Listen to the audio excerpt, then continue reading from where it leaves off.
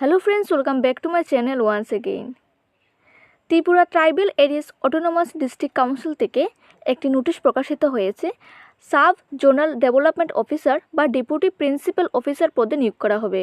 তাই আপনারা যারা ত্রিপুরা রাজ্যের মধ্যে মেল এবং ফিমেল ক্যান্ডিডেট রয়েছেন এবং গ্র্যাজুয়েশন কমপ্লিট করে রেখেছেন, আজকের ভিডিও আপনাদের জন্য।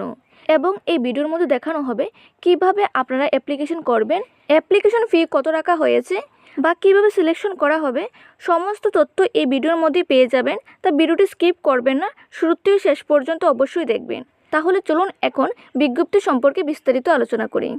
সাব জোনাল ডেভেলপমেন্ট অফিসার বা deputy principal officer group B পদে নিয়োগ করা হবে, যেখানে স্যালারি রাখা হয়েছে 10,230 থেকে শুরু করে 34,800 পর্যন্ত এবং সঙ্গে গ্রেড পেও রাখা হয়েছে 4,800 পর্যন্ত।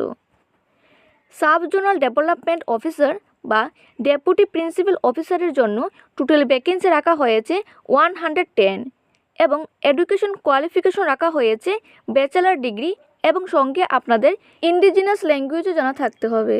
এজ লিমিট রাখা হয়েছে মিনিমাম 18 ইয়ার্স এবং ম্যাক্সিমাম রাখা হয়েছে 40 ইয়ার্স। যারা এসটি এসসি ক্যাটাগরি রয়েছেন তাদের জন্য 5 বছরের রিল্যাক্সেশন দেওয়া রয়েছে। এই পোস্টগুলো প্রয়োজন অনুসারে ইনক্রিজ বা ডিক্রিজ করা যেতে পারে। এখন চলে যাব সিলেকশন প্রসেসে। তার পূর্বে দেখে নেব এই পোস্টের জন্য কী কী ডকুমেন্টের প্রয়োজন।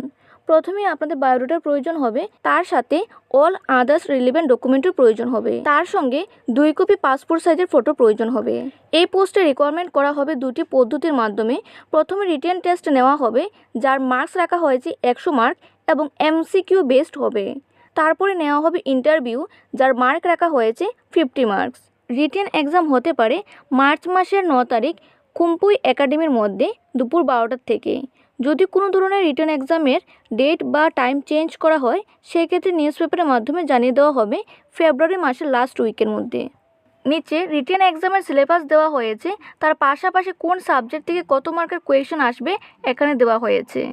রিটেন এক্সাম হবে 100 মার্কের, সময় রাখা হয়েছে 2 ঘন্টায়, যেখানে জেনারেল ইংলিশ থেকে আসবে 20 marks, general knowledge and current events of local national and international importance থেকে আসবে 20 marks, general studies which covers history geography people of the state and study with special reference থেকে আসবে 60 মার্ক। এই হচ্ছে written এক্সামের syllabus, যেখানে total 100 মার্কের question হবে।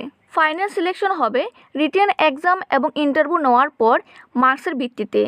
অ্যাপ্লিকেশন ফর্ম সাবমিটের ডেট রাখা হয়েছে ফেব্রুয়ারি মাসের 6 তারিখ থেকে শুরু করে ফেব্রুয়ারি মাসের 17 তারিখের মধ্যে। আপনারা যে জায়গায় অ্যাপ্লিকেশন ফর্ম সাবমিট করবেন, নরওয়াই তংথাই গেস্ট হাউস খুমলুঙে।